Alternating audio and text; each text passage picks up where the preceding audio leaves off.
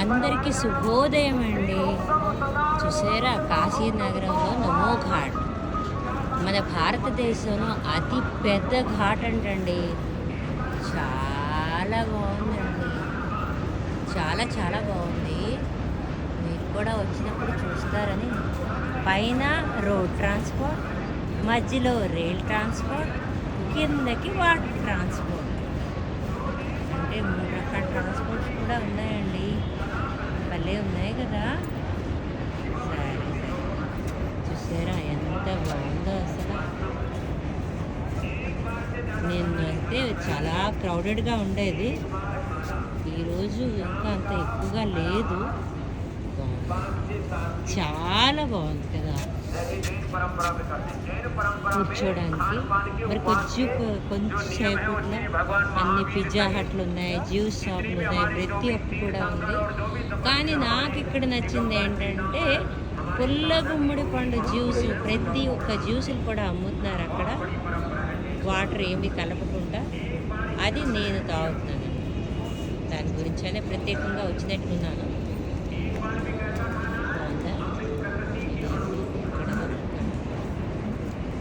నమో ఘాట్ అంటే నమస్కార ముద్రతో ఘాట్ అన్నమాట. ప్రపంచంలో అతిపెద్ద ఘాట్ అటండి. ప్రపంచంలో అతిపెద్ద ఘాట్ అట ఇది. నిన్నైతే వీళ్ళ తాలూకా ఆచారం ప్రకారం ఏం పూజ ఏటో తెలియదు, కానీ గొల్లు చాలా క్రౌడెడ్గా ఉండేది. జనసంద్రత ఎక్కువ ఉంది. ఈరోజు లేదు. ఇంతటితో సెలవు తీసుకుంటున్నానండి. ఉంది కదా, చక్కని వాతావరణం, తెల్లవారుజామున ప్రశాంతంగా ఉంది. కొంచెం మెట్లు ఎక్కి దిగాలి అంతే.